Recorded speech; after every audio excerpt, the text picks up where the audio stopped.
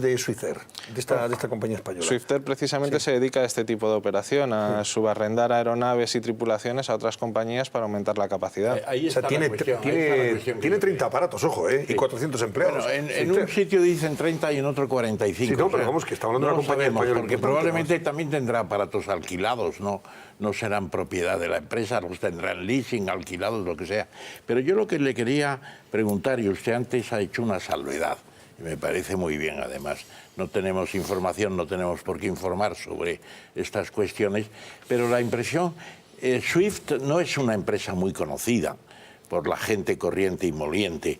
Entonces, lo que planteaba Antonio Jiménez, yo quiero ampliarlo un poco. No son servicios ocasionales, discrecionales, operando para otras líneas, con aviones que tiene también Embraer, ya sé que son brasileños.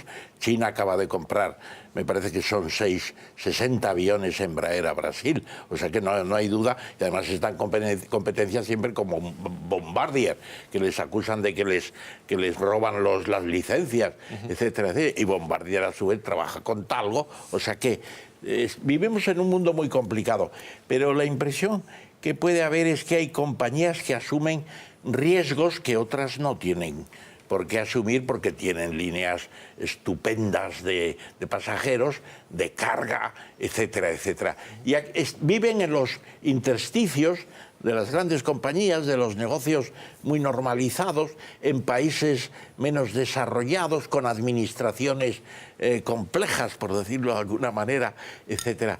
Ese panorama se puede contemplar como un escenario en el que pueden suceder cosas que en cambio no suceden en el Atlántico Norte con las grandes compañías multinacionales. Bueno, eso es una muy buena pregunta. Hay que tener en cuenta que Swiftair es un operador español, está supervisado por la Agencia Estatal de Seguridad Aérea y por lo tanto ha de cumplir con los mismos estándares que el resto de compañías aéreas españolas.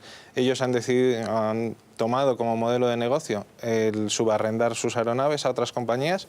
Y no solo a otras compañías, Swiftair está operando para Air Europa, está operando, por ejemplo, para Naciones Unidas, está haciendo muchos vuelos para Naciones Unidas, ha hecho vuelos para el Estado español, para la policía, en traslado de deportados, sobre todo, para equipos de fútbol, como el Real Madrid, por ejemplo, y bueno, hace una operación distinta al resto de las compañías aéreas españolas, muy especificada, muy puntual.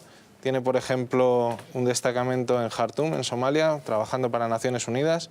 Ha estado operando en Afganistán para las tropas españolas y de otras nacionalidades, siempre trabajando para Naciones Unidas. Por lo tanto, está sometida a distintos procesos de supervisión, no solo por la autoridad española, sino por las autoridades internacionales. Sí, que le otorgan esa fiabilidad y garantía para no poner en riesgo a los pasajeros. Una cosa más, al hilo de lo que preguntaba Jaime, o decía Jaime, sobre ese chascarrillo, es verdad, dice, a veces se producen de 2 en 2 y de 3 en 3 los accidentes aéreos. Yo recordaba aquí ayer esa máxima o estadística fatal de que cada vez que se cae un avión o hay un accidente aéreo, en menos de un mes tenemos otro. En este caso, si prescindimos del que ha sido provocado, causado por ese misil, ya tenemos 2 accidentes seguidos prácticamente. Estadísticamente es así, señor Chacón, desgraciadamente. Bueno, porque la estadística en eso también es muy contumaz. Existe. No, existe. El chascarrillo existe. Y yo añado otra pregunta. ¿Hay épocas del año donde se concentran los accidentes por cuestiones climatológicas, etcétera, o no? Y eso iría por hemisferios, sí. Obviamente verano austral, en verano septentrional. Hay que tener en cuenta que el número de operaciones que se hace alrededor del mundo cada día es inmenso. Está despegando un avión prácticamente cada segundo. O sea, estamos hablando de cuántos aviones hay en el cielo volando. Unos 30.000, creo. 30.000 pueden estar volando.